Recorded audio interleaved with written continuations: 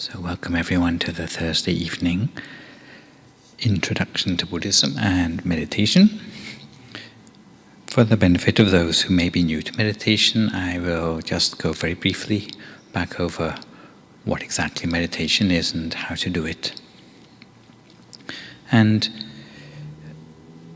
you've probably heard great things about meditation, being able to provide a lot of positive things in life, and the way it sets out to do that is by working with a part of ourselves that is often neglected, a part of ourselves which you might call your mind, but which is probably easier understood as our awareness or our focus of attention, something which is often pulled away or taken hostage by the things around us in our life which keep us busy and occupied the whole of the time.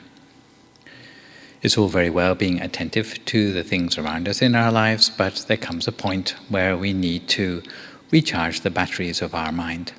And in order to do that, the best way to do this is to bring our awareness back from all those other things in the outside world to a place closer to us, actually within the space of the body. So if body and mind are in close proximity to one another, then the mind gets to recharge and replenish itself in a way that we can not only relax, but also perhaps find life less hollow, more meaningful in many things, in many ways that will bring positive benefits in life. Although there are many different ways of meditation, but most of them work to relocate the focus of attention back within the space of the body. And there's a particular place where if the mind and body can come together, then the maximum benefit can be gleaned.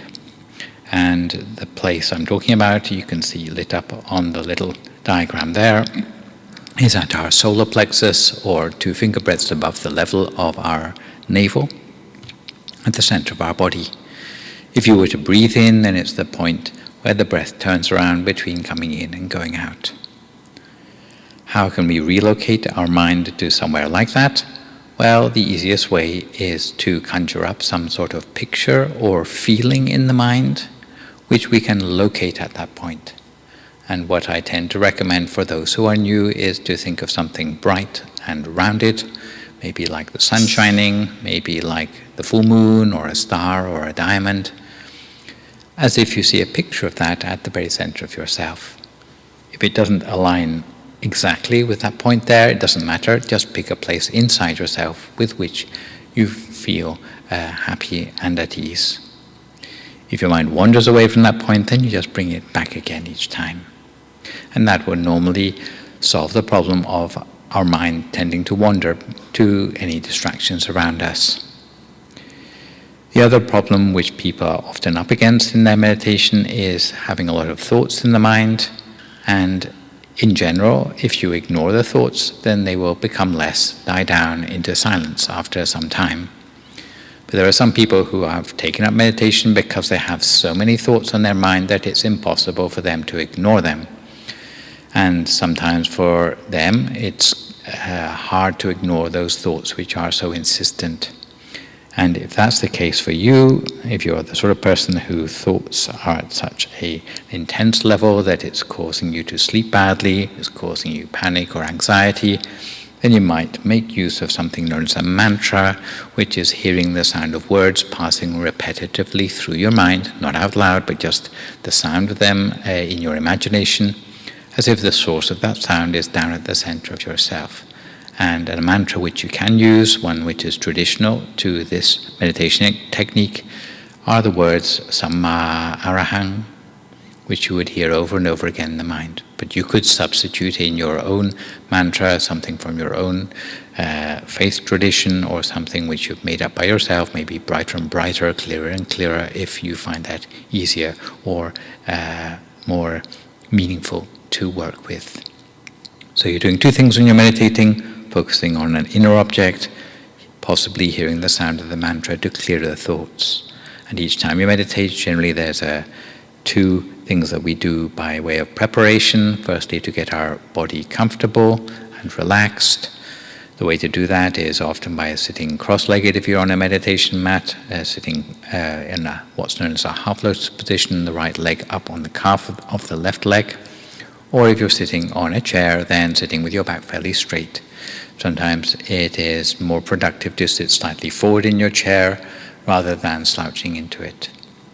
In any case, the way to put your hands together would be with the right hand on top of the left hand and the index finger of the right hand up against the thumb of the left hand, and your hands just rest palm upwards in your lap. Each time we meditate, we scan down through our body, making sure every part of our body is as relaxed as possible. And then we move on to the second stage of preparation, which is letting go of any residual thoughts in our mind and conjuring up a positive state of mind for ourselves. And only then do we do this exercise with imagining the inner object and using the mantra. So today, seeing as it's a Thursday, we will sit for meditation for about 45 minutes, and I will lead you through if you'd just like to follow the instructions which I explain as we go along.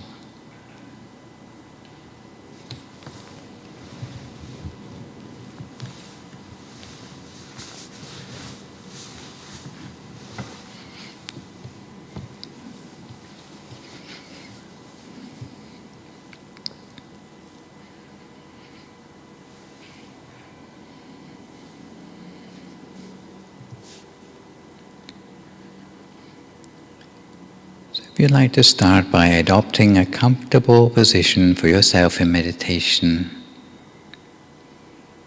Closing your eyes and adopting a position that is upright and yet relaxed.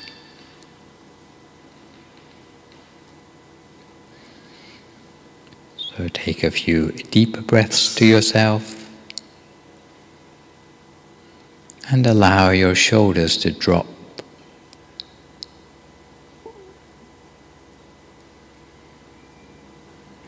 Make sure your eyes are closed only very gently, and invite the inner gaze to soften, bringing your awareness back within yourself and allowing your awareness to soften as well.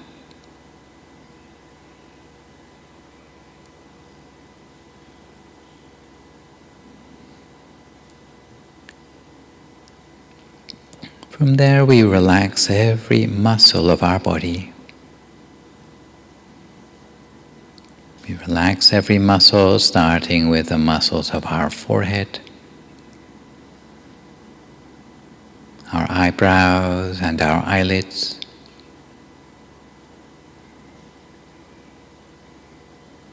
making sure our eyes are only very gently closed.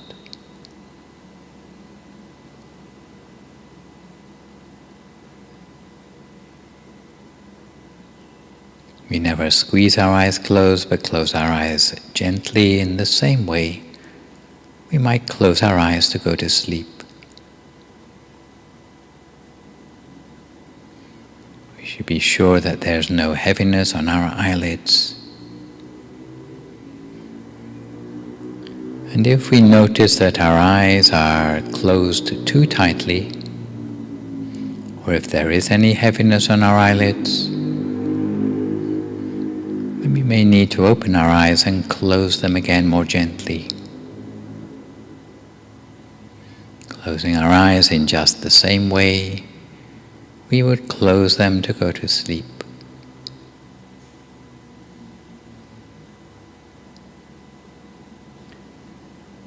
From there, we relax the muscles of our face.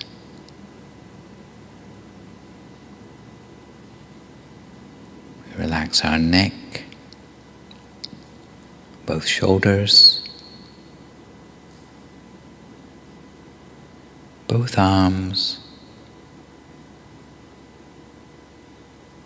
all the way down to our hands and our fingers.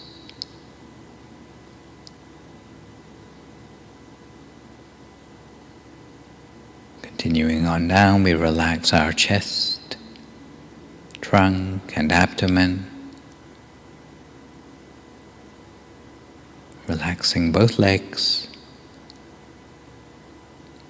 all the way down to our feet and our toes.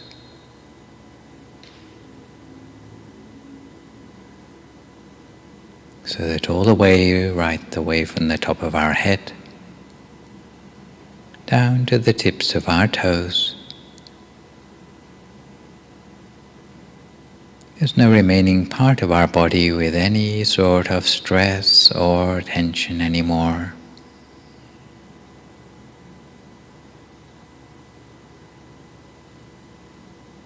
If we do notice any tension remaining in our body,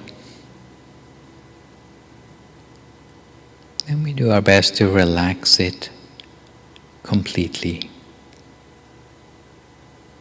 Because if our body is completely relaxed, we'll be left with a feeling as if our body seems to melt away into the atmosphere around us. And we'll have no more worries about our body anymore.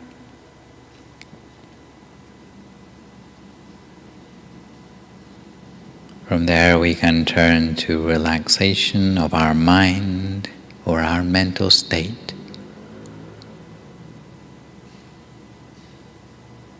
We do this by letting go of any thoughts we may have about the past or the future. We let go of any thoughts about our responsibilities, or perhaps pertaining to any labels we identify within life, whether it be our name, our age, our gender. Just letting all of that fall away. You let go of any labels concerning our relationships to others. Letting go of all these ideas of self, and instead we allow ourselves to just be. To just be the awareness. To just be in the here and now. It may involve letting go of any narratives we may have of who we are, or our past, or our future, our to-do list, or of who we want to be. We just remain aware in the present moment, accepting that there's nothing to do and nowhere to be. There's just being. If there are any thoughts, then we just allow them to come and go, watching them without attachment, with no need to intervene, here in the stillness. Surrendering into this space of nothing and no one. Not being anyone, but just being.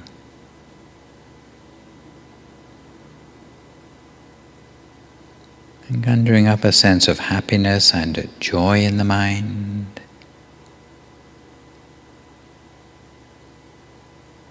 Perhaps casting our mind back to a time in our life when we felt truly happy. As if that feeling were composed of tiny particles of happiness and joy, completely filling our body and mind.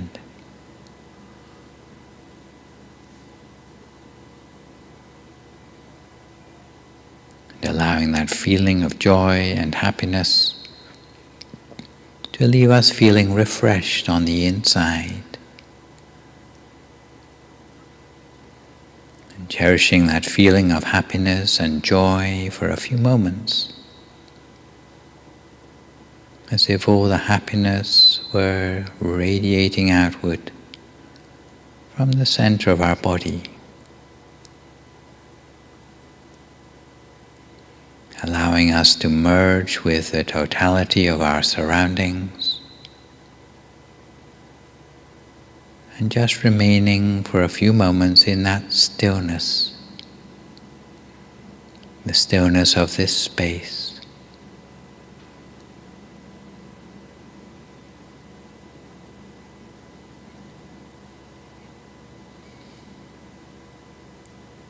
And inside our body, we imagine is just an empty space, or as if our whole body has been transformed somehow into a sort of bubble with nothing on the inside.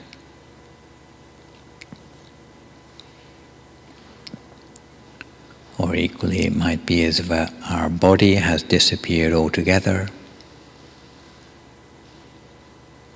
leaving nothing but a great empty space.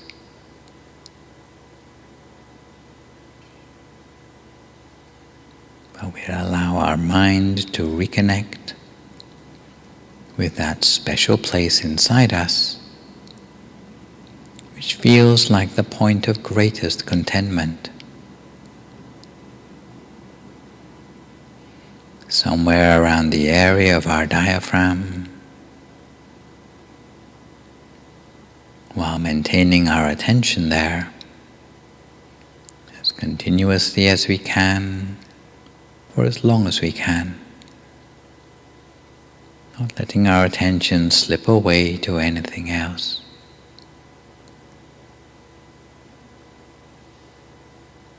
If we already have an inner object of some sort, we can adopt that as the focus for our meditation. But if we don't seem to have anything obvious to focus upon, we can always start by conjuring up one of our own,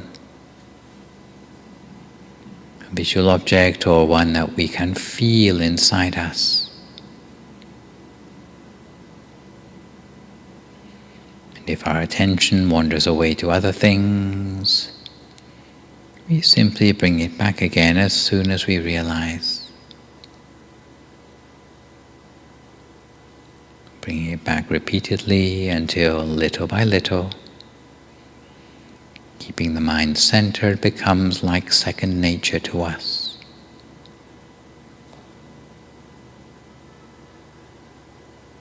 We remain always at the center of whatever we can perceive inside us,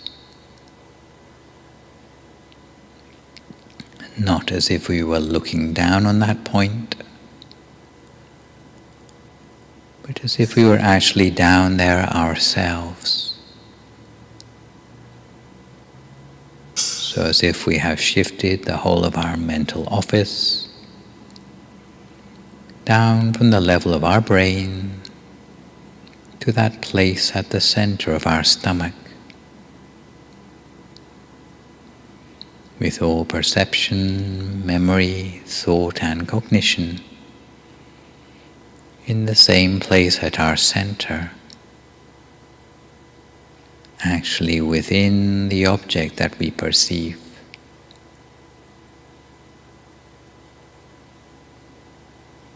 If thoughts return, we do our best to ignore them, to let them die down, to leave a sense of silence in the mind, silence in which there's nothing but our inner object as the total focus for our attention.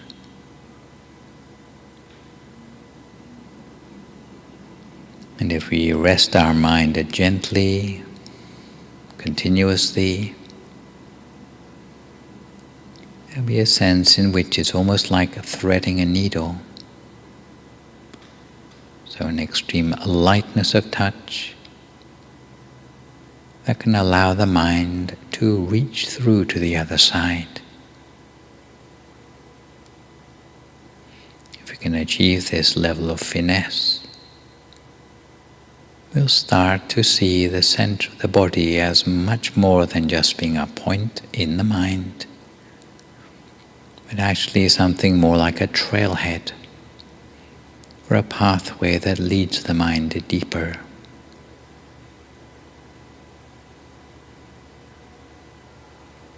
As for the possible problem of there being thoughts in the mind, if the thoughts are at a low level, you can generally get away with just ignoring them by not encouraging the thoughts. In this way, we'll find that a first thought will no longer lead to a second or a third, but it will die down into silence. But for some people, it may be that the thoughts don't just go away quite as easily as that, in which case we may need to take it to the next level by making use of that mantra, the thought-blocking strategy I taught you earlier, which is to hear the sound of the words Samma Arahang, Samma Arahang, Samma Arahang, or your own equivalent, coming up as if you hear those words like a silent music, coming from the source of a sound located at the center of your body.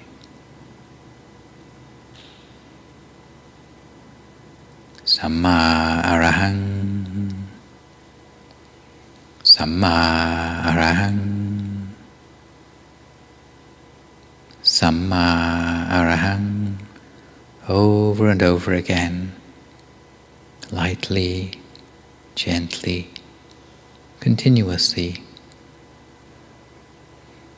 until at a certain point in your meditation you'll start to find that the thoughts have died down. You may find yourself forgetting the mantra because it's not necessary for you anymore.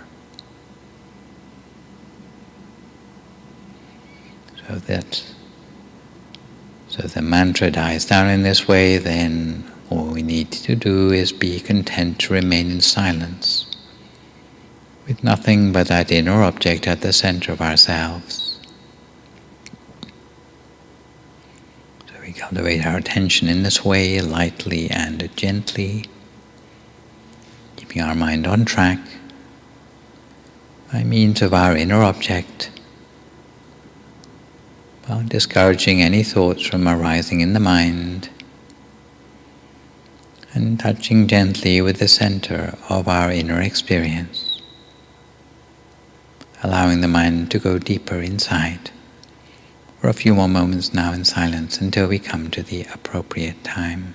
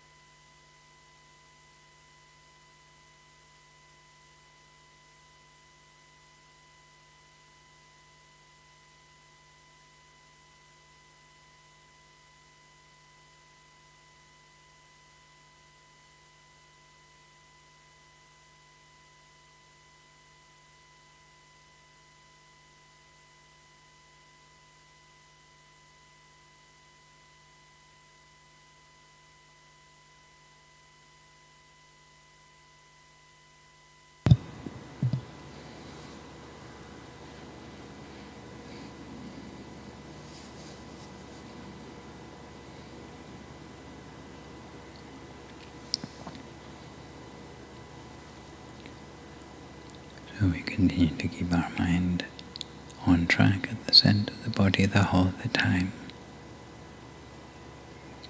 Lightly, gently and continuously. If our attention wanders off onto other things, each time we realize, we simply bring our attention gently back again to the center of our body as before.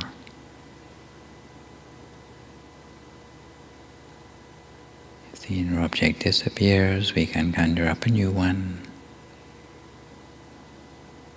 But if it changes, we just follow it in its new form. If thoughts arise in the mind, we do our best to ignore them.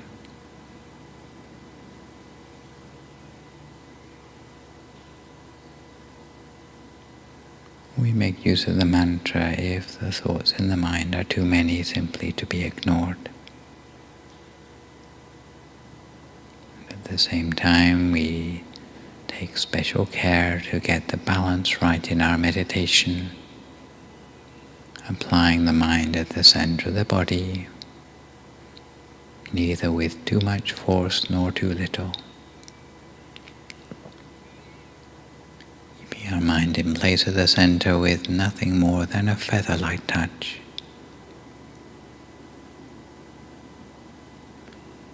Until we can start to build up a sense of lightness and expansion in our meditation. That is the sign that we have reached the sweet spot in our meditation practice.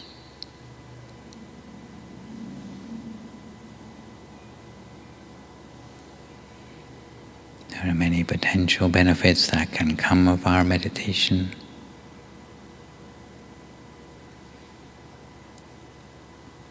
But at the same time, reading about meditation in the mass media can often lead us to a rather an underwhelming perspective on what meditation can do for us.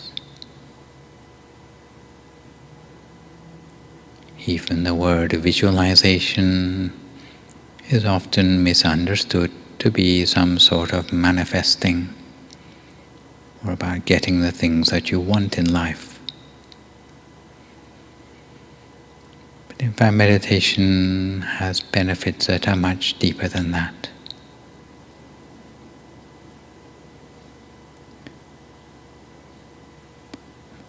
And more authentic goals of meditation should at the very least include things like bringing the mind back inside the space of the body and helping to overcome problems in our lives, helping us to gain a spiritual refuge while understanding the nature of life and overcoming the impurities in our mind.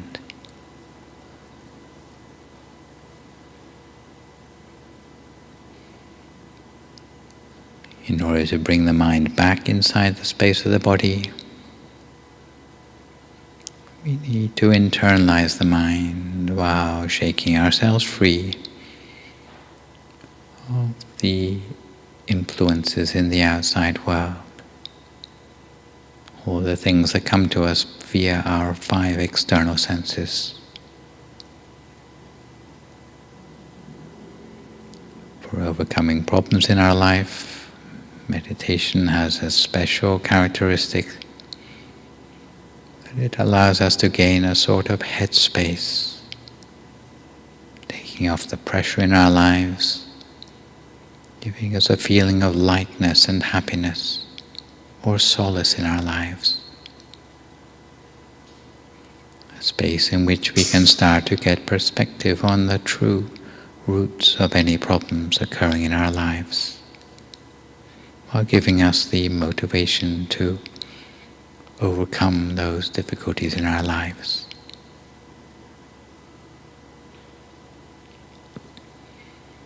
From the point of view of being a refuge in our lives, when meditation draws the mind inwards,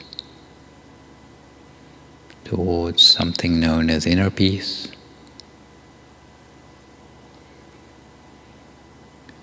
we start to gain a feeling of safety and confidence in our lives, which is an important reason to build up a regular meditation habit in our lives, to give us that sense of confidence from the inside.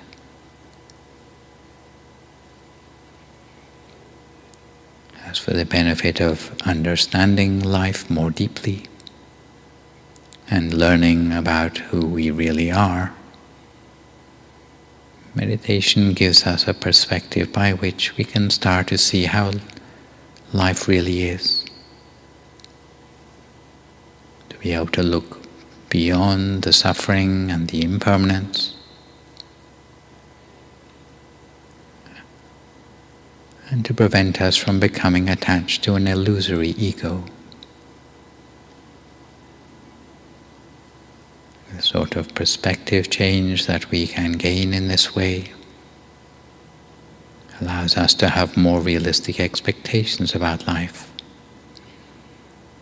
in a way that minimizes the shadows of suffering.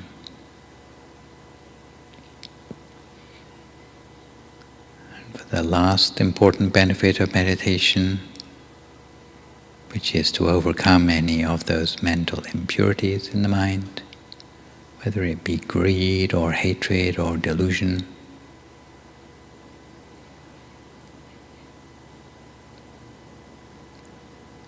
then we have to be able to actually identify these things in our mind first of all, before we can overcome them. It's not a work that someone else can do for us. And it's not something that we can do if we don't understand the nature of our own minds first of all. But being able to stand back from those impurities, to see the nature of the pure mind, to give us that contrast, this is something that meditation enables for us. So these are 5 important reasons why meditation is something we ought to practice regularly in our lives, in order that day by day we can gradually work towards that clarity and wisdom, purity within ourselves. So we continue to meditate in this way now for a few more moments in silence, lightly and gently on track at the center of our body, before we come to time for practicing some loving-kindness meditation together.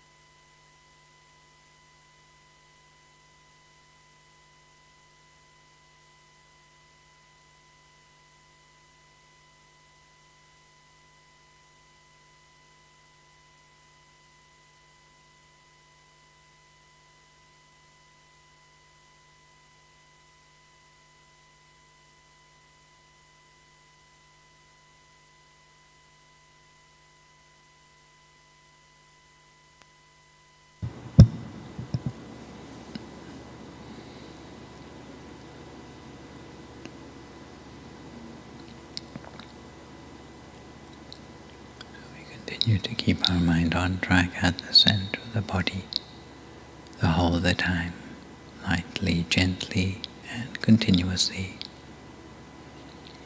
Always at the center of whatever inner experience we have built up for ourselves as a result of the meditation so far this evening.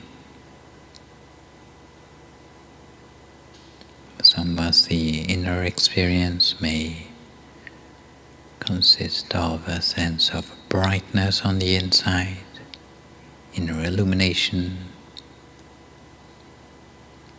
which case we place our mind very gently at the center of that illumination in a way that it can spread gradually outwards from the place of contact at the center of ourselves,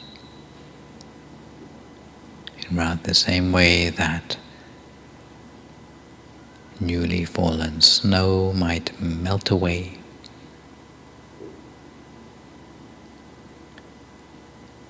when touched with a warm fingertip, with solid becoming liquid, or liquid becoming vapor, expanding outwards from the point of contact. For some people, the inner experience may be more of a feeling, a sense of well-being located around the center of ourselves. In the same way, we would touch gently at the center of that feeling, allowing the feeling to spread outwards from that central point.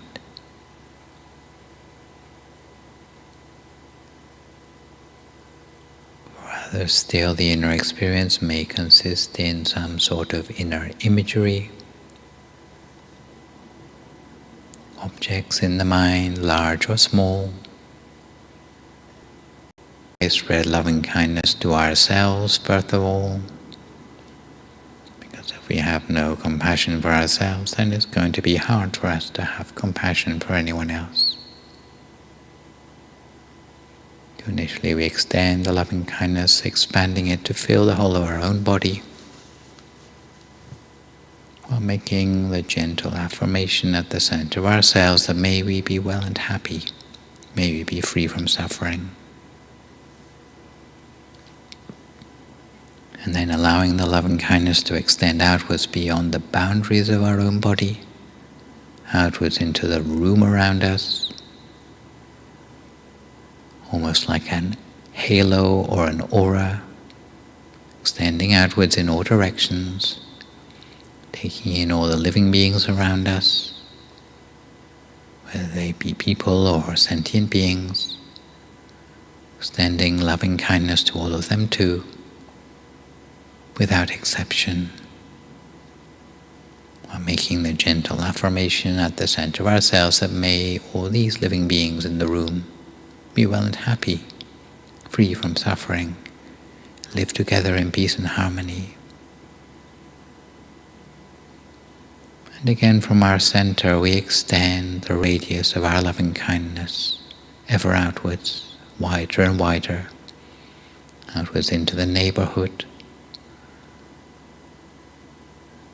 the whole town and borough, county, country,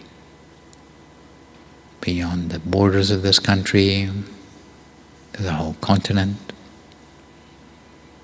wider still to all the continents of the world.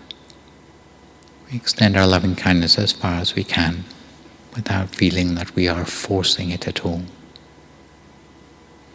And wherever we can extend our loving kindness, we extend our compassion to all those living beings within our radius of our loving kindness, with the wish that they be well and happy, free from suffering, live together in peace and harmony, so that peace might become a reality on our planet within our own lifetimes. For the last few moments of our loving-kindness meditation, we can also extend loving-kindness to particular loved ones, towards those for whom we feel a sense of gratitude, towards those still living or to those who have already passed, with the trust that our pure intention can reach across the gulfs of space and time to reach those loved ones wherever they are to be found. We extend our loving kindness in this way for the last few moments of our meditation practice together until we come to the appropriate time.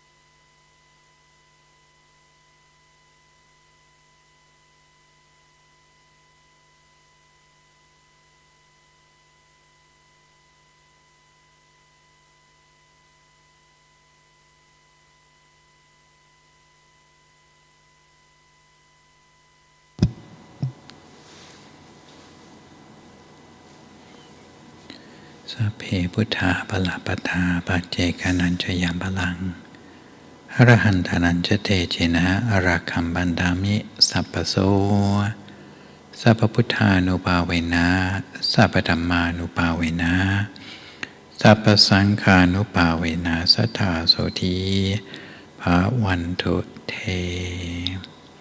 So if you'd like to come to the end of your meditation for this evening, you can gradually open your eyes again. If you feel at all uncomfortable, then slowly try changing to a more comfortable position before gradually finishing your practice.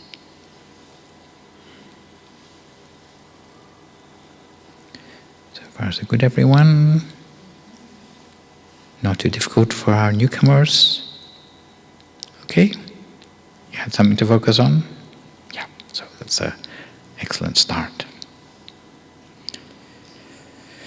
So we turn gently now to the subject matter for our Dhamma talk today. And last time I saw you was actually not last Tuesday, but the Tuesday before, and I made a start on the subject of the blessing of cherishing your own children. And it comes as part of a series of values and blessings which are listed in the Buddhist scriptures as a sort of progression, starting with simple virtues and values and moving towards more transcendental or esoteric ones. And the idea of these values and virtues is that wherever you jump in on the staircase, then the next step up will always be a step more advanced. So wherever you start, it will lead you further on that spiritual path. And at the moment I'm talking about a lot of values that pertain to harmony in a family life. And really what it's saying is that even making a success of life within your family is also a spiritual blessing, which leads to yet more advanced and esoteric values. So don't look down on the family life as being the opposite of a spiritual life. It's actually a place where many spiritual values can be cultivated. And as usual, these talks come in halves, and the half which I have already talked about concerning the upbringing of children talked mainly about the care which parents need to have for the formation of a moral conscience in their children, to avoid letting your children do things which are bad or damaging, while encouraging them to do things which are good and beneficial in their lives. And I think the upshot of what most of what I said last time was that although you can encourage your children until you're blue in the face by telling them what you want them to do, but really the thing which speaks louder than words is the example you set for them. And often you have to be the change you want to see in your children. Otherwise, you shouldn't be surprised if your children pick up all your worst habits.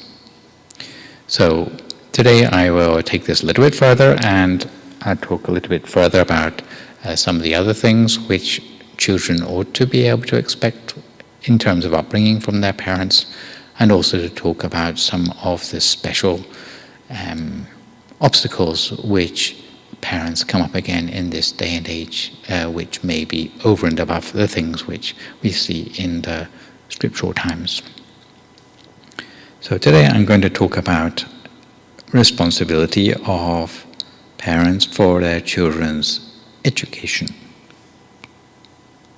And this is again one of the things which the Buddha charged parents with, not necessarily to educate the children themselves, but to see that their children are properly educated.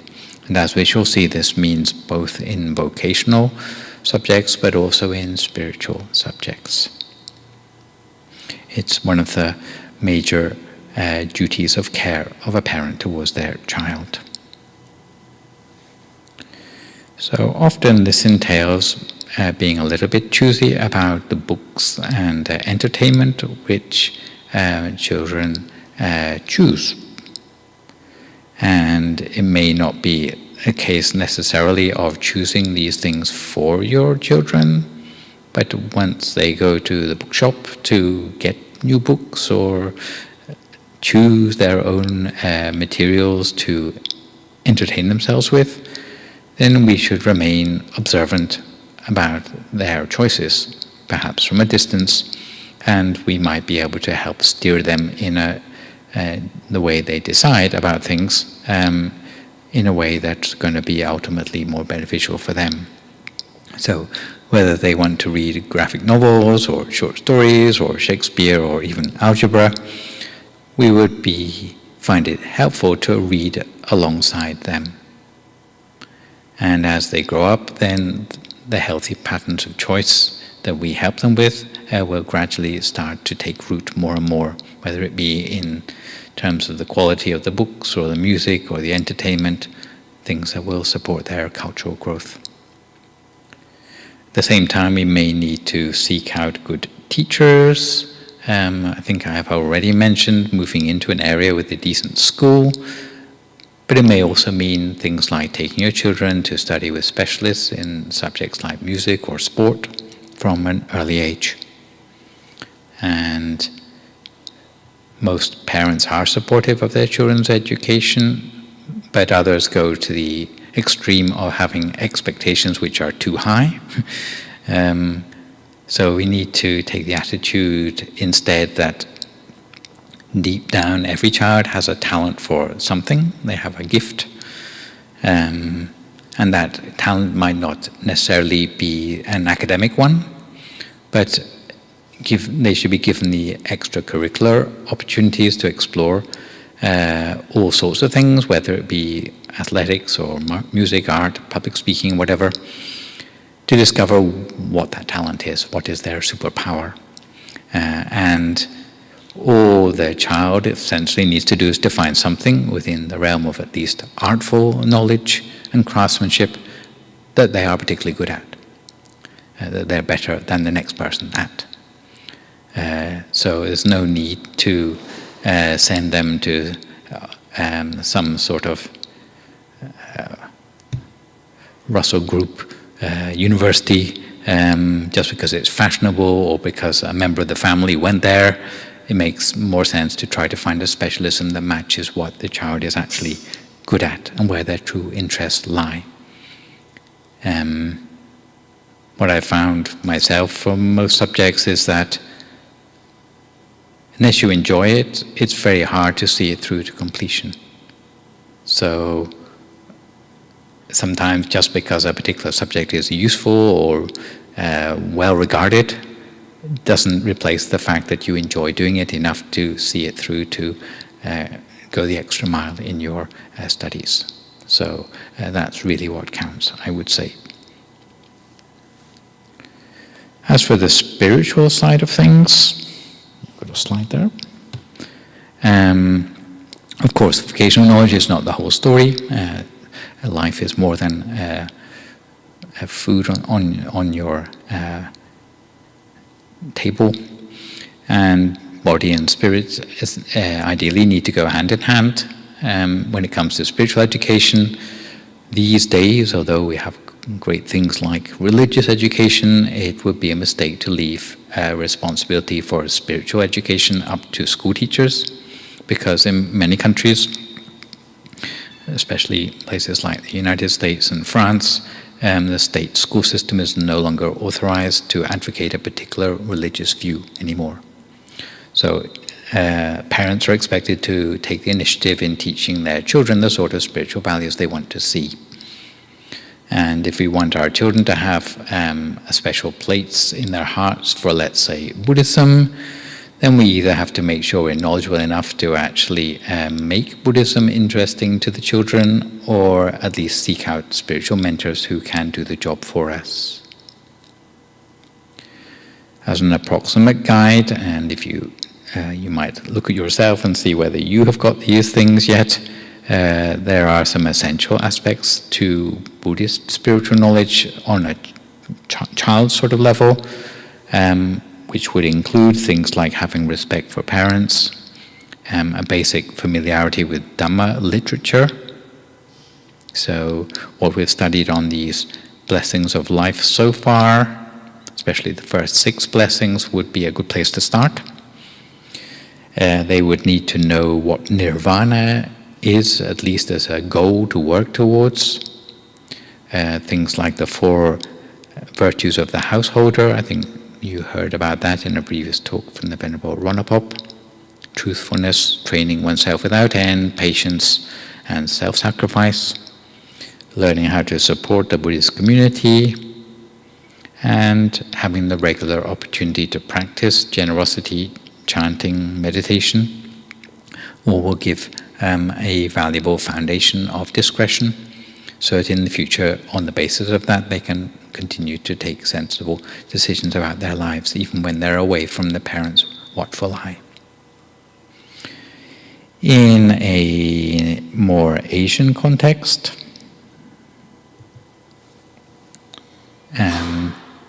then the Buddha did give yet more advice than this. Actually, the 4th of the duties which the Buddha charged parents with was to arrange their children's marriage. That will come back to the whole issue of marriage in the next blessing. But in this day and age, in many places, arranged marriages per se are no longer legal. But the gist of what the Buddha really advised parents was that they should be involved in the child's marriage choices. It boils down to the expectation also that the parents will finance their children's marriage and offer guidance from their accumulated experience of a likely choice of spouse. So that's what it would be. Yeah? Choice of marriage partner was traditionally taken quite seriously because it was considered the joining together of 2 whole families. And generally young people who are in love or in lust or whatever tend to see the world through rather rose-tinted spectacles. So it's the tradition, even in the present day and even in the West, of introducing one's prospective fiancé to one's parents if one is serious about them. So I mentioned this in passing. So also passing on one's legacy or inheritance to one's children. This is the 5th one of the 5 duties which the Buddha charged parents with. Generally goes hand in hand with the expectation that children will be involved in the care of their parents long into adulthood. So it's not like They get the age of 16 and sort of disappear off the face of the earth, but they would be still around and in their parents' life beyond that. That's the expectation, which goes generally together with this idea of passing on one's legacy to one's children, at least financial inheritance. Yeah? So I mentioned that in passing. You'd be right if you think I mentioned a lot of things that make parenthood sound like quite a lot of work, but in the present day and age, there are many things which have added to this workload. More threats lurking in the environment which our children inhabit, and some are particular minefields for children, parents bringing up their children.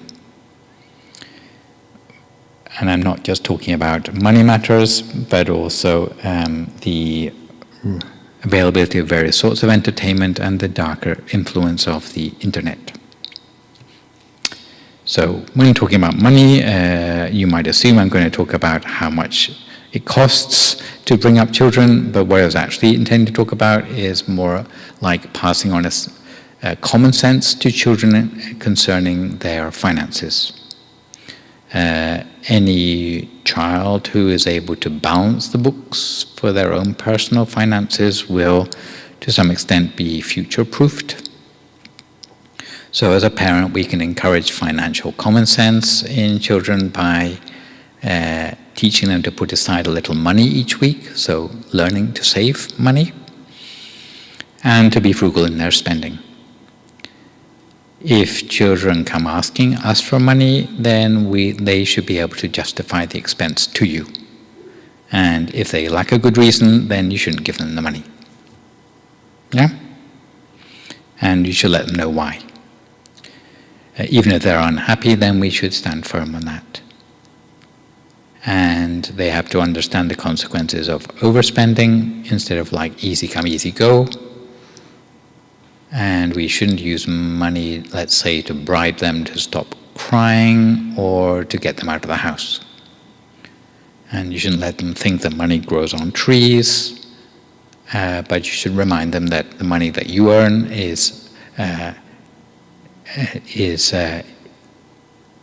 comes through considerable hardship and sacrifice on your part. Sometimes you can give them pocket money, and that is often quite a good way out, because it would be even better if they actually earn their pocket money as well, to learn the things about responsibility which I mentioned in the first half of this lecture. If they can do things like chores around the house or odd jobs suitable to their age, like dog walking or paper rounds or babysitting, then they will have a sense of valuing the money which they can then use. If we are teaching them to be frugal, then when they are buying things, we should teach them first to window shop and then size up prices versus quality before settling for an item of appropriate value. And we need to find a way to explain to them that good things do not necessarily cost more. They should learn to look for the true value of things rather than being mesmerized by, let's say, designer brand names.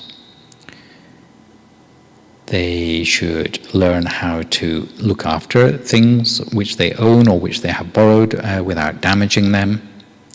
And it would also be useful to train them to do simple repairs to damaged items, such as, let's say, sewing buttons back onto their clothes. And if items are surplus to their needs, then they should be given to charity. If they are broken beyond repair, then they should be recycled properly. If children make their own toys, or let's say assemble them from a kit, they would generally value them more than if they're just given them. And things like piggy banks are an easy and a fun way to save what is left over from their allowance or pocket money. Sometimes we might take them to the bank to open up their own savings account. and we can encourage them to deposit any money they get on special occasions, like, say, birthdays or holidays, for their own future education fund. So we're encouraging them to save money instead of spending it all, and we should also encourage them to have friends who have similar habits. Second one, major concern facing parents today would be not having enough time to spend with their children. And some might think that a good shortcut to this, if they don't have enough time to hang out with their kids, is to allow their children to spend more time watching TV and letting the TV babysit their kids. Unfortunately, excessive amounts of entertainment or age-inappropriate media might prematurely make children more aggressive or sexualized, or teach them swear words, and they will become sort of unwilling puppets to popular culture and commercialism. So TV is useful, but only in as far as it is educational. So rather than just watching the TV indiscriminately, they ought to be house rules for the quality of content and also length of time spent watching it. TV shouldn't not be allowed to interfere with schoolwork or household chores, for example. Kids shouldn't get to watch TV whenever they want, but they should be a set time for homework, reviewing lessons, reading, and helping with chores. And they should never get to watch TV until late at night. Otherwise, it'll interfere with their sleep patterns, and that is also important for their academic performance especially. The TV they do watch ought to promote healthy values. So let's say documentaries or things to do with their schoolwork, things that where they can learn more about their country or their culture or their own background, and things with virtuous role models as well. These days, I don't know if people still gather around the TV as a family to watch it anymore. Yes? Not really, okay. My impression is that everyone's got a TV in their own room these days, where you're basically on a losing hand if you their whole life, but it is part of a life which fits in with other things like enough sleep, chores, meditation, homework, and a well-defined view of educational media, which will lead to a brighter future. That's not the whole of it, and money, entertainment, internet may seem like major problems, but they are eclipsed completely if children go one step further down the road of substance abuse. If you spoil children to conceal embarrassment in the family, spoiling children often leads to neglect of their emotional and spiritual growth. And spoiled children, although it may be hard to discipline them at times, may lead to them being even more unhappy in the long term, because they suffer when they cannot always get what they want. And a lack of self-control can spiral into other things which are more serious, whether it be drugs, drinking, alcohol, or otherwise behaving in an outrageous way. So prevention is better than cure when it comes to children going down the path of self-destructive behavior. And in this respect, we mustn't forget our role as a teacher to our children, person who's with them for the most hours of their day, probably, in order to demonstrate as well as teach right and wrong behaviors concerning self-discipline. If there are signs that something is going wrong, then we need to deal with the problem immediately. even though it might be hard for us to do so. We need to let them know that we are concerned about them, and if they understand that our concern comes from our sense of love for them and a sense of love that they may have betrayed, then often they can make the right choice without any further intervention. Because sometimes children don't realize that they're not just hurting themselves, but they're also hurting us as well as the person who loves them. But if the family is already in crisis, then while remembering that we have love for them, but we must also realize that it might not be enough, that love needs to be tempered by reason and understanding, and possibly outside help as well if the parent is overwhelmed. But we need to have faith that that love can shine through eventually, given all the other factors which we can draw upon as well. In terms of the subject of rehab, and hopefully it won't come to that point, but if it ever does, there is a blessing a little bit further down the series, number 20, on not drinking intoxicants. But while on the subject of damage control and possible different approaches to this, most of the Western style of rehab for young people is really tough. Often relies on things like synthetic opiates for the pain relief during withdrawal. And young people are very much down to their own personal resolve to see rehab through to completion. In Asia, by contrast, it's not that they just let children get away with it, because there's still quite widespread the problem of addiction in Asian societies. But often they can draw a lot more on the sense of social capital, especially love, and the sense of warmth and harmony in the family life can really be a resource which children can fall back on a lot more than maybe they can in a Western society. So leveraging the family is something which is done a lot more in the Asian context for things like rehabilitation of children who have become addicts. And one example of this, which has gained quite a lot of international renown in recent years, is that of a particular temple in Thailand known as Wat Tham Kabok in Saraburi province, where the children get sort of enrolled in a temple lifestyle in order to help shake themselves free of addiction.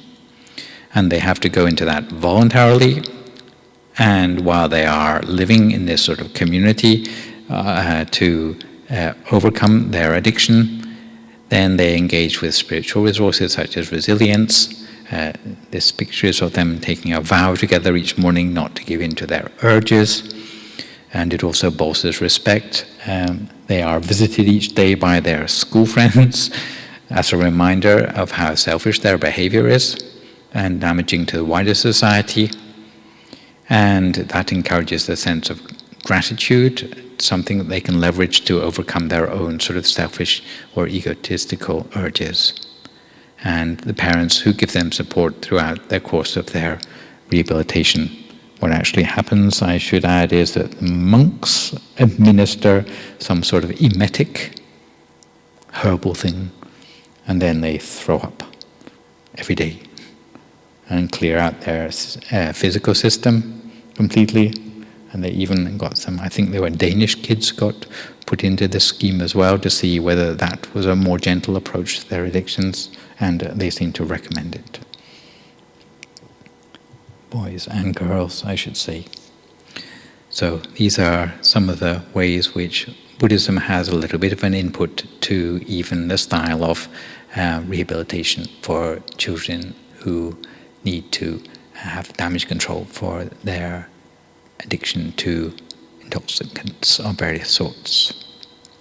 So I'll finish off with a story today. My intention, as I said at the beginning, is not to put you off having a family completely, So I will finish off with a little bit of a story of redemption about parenting, which today comes from a Dhammapada commentary about someone who you may have heard of before, called Anathapindika.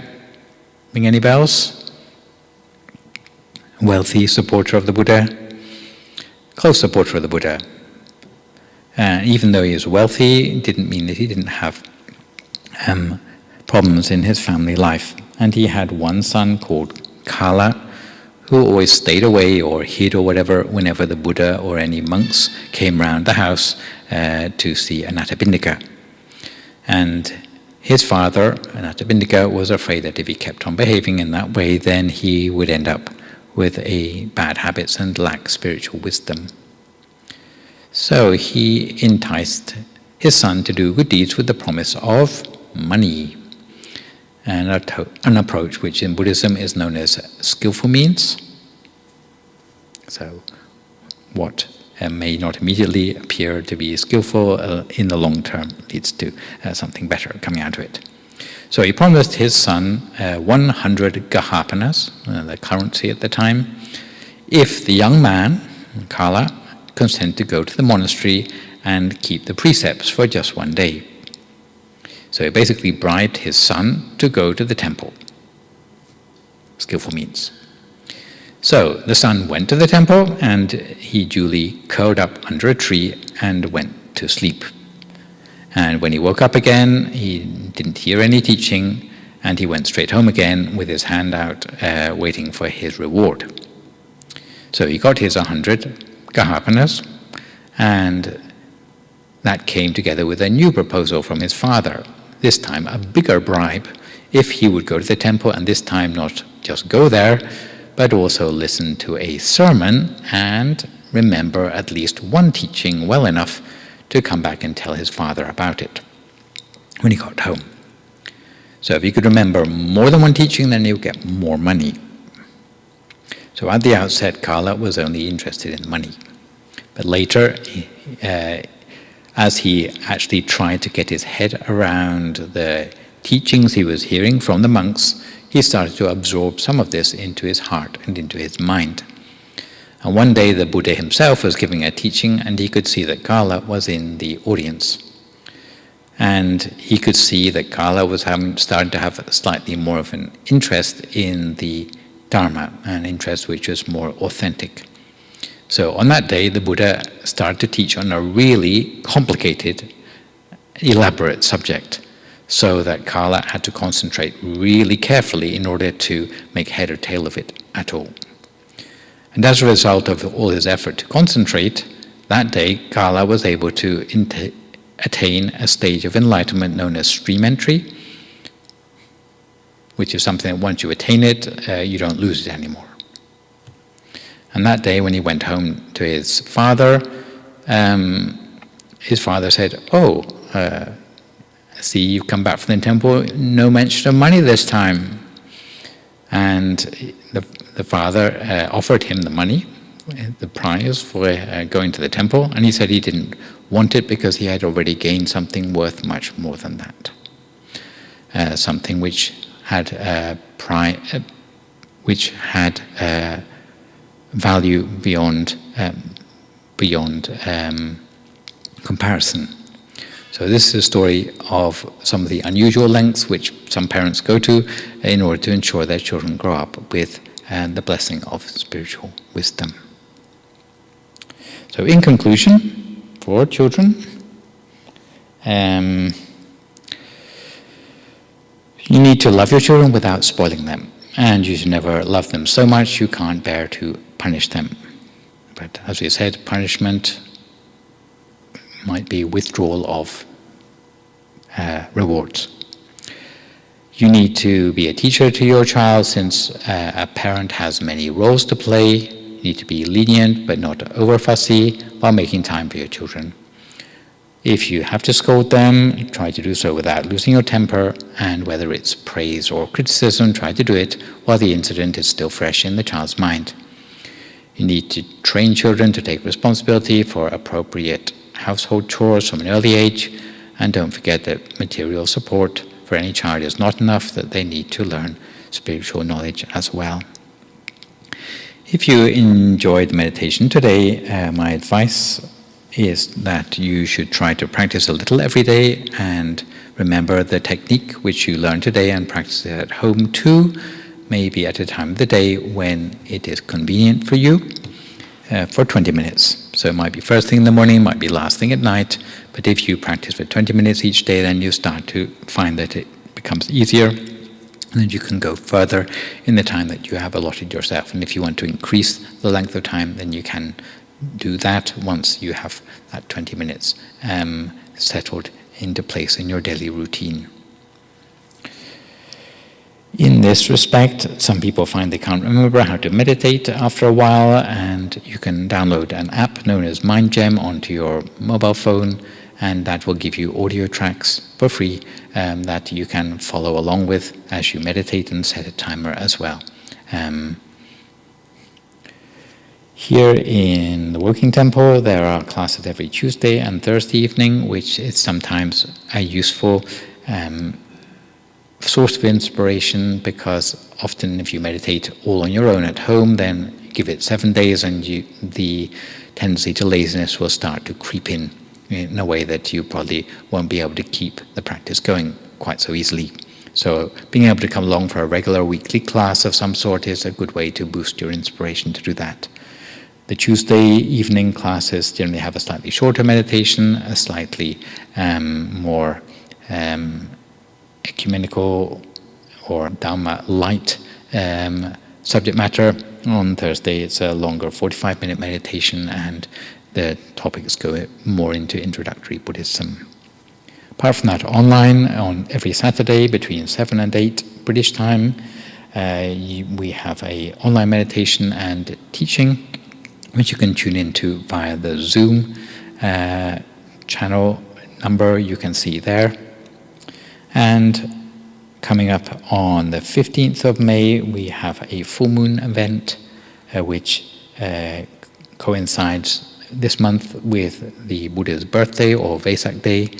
And apart from being online, you can also attend in person, and I would encourage you to do that, because we have representatives from all the different denominations of Buddhism coming along as well to celebrate with us. Instead of each one being to their own temple, we're trying to do the Buddhist harmony bit, and we're also inviting the mayor and the head of clinical psychology at Signet to give little speeches as well. And there's a candlelit circumambulation event as well. So it's the first time we've organized that here, but we hope it will be something that brings together a lot of people from different walks of society. In June, for those looking for something longer in the terms of meditation, young men may join a retreat where you can get to try out being a monk for 2 weeks or a whole month if you like, during the month of June. And this will be held in Denmark this time. It's 2 years since we were able to last organize this, so we are gradually recovering it. This activity again, we have 6 signed up so far, 2 from Britain, so it's looking good so far. The next weekend retreat will be between the 8th and 10th of July, and I believe we are now in the final stages of negotiation for a retreat center called the Open Pathway Retreat Center, somewhere near Yeovil in Somerset. So we get a little bit of a change of scene from here to get down into the West Country for some real nature. Yes. So that's all I would like to share with you for today, but if there are any questions, comments, feedback at this point, I'd be very happy to hear from you. Do you do any teachings on like emptiness and anatomy and things like that? Those are teachings which are Buddhist teachings also, but they are difficult teachings to understand intellectually. So generally, I would like to say we tend to avoid them because people just come along for the sort of philosophical aspect of it, and it doesn't really connect with practice. But saying that, if you meditate deeply, then you can start to explore those things for yourself in a way that is meaningful. Towards the end of this series, I do give a little bit more of a talk on things like nirvana, which again you could say is a little bit intellectual out there, but hopefully by that time in the series of blessings it will make more sense. Yes. So work my way gradually through it. Probably will be a few months' time. So about halfway through, those ones come in at about 10 more talks down the line or so. Yes. Ladies and gentlemen, are there any more questions before more comfortable? In that case, may we together pay respect to Lumpy Nicholas, our teaching monk, by bowing 3 times.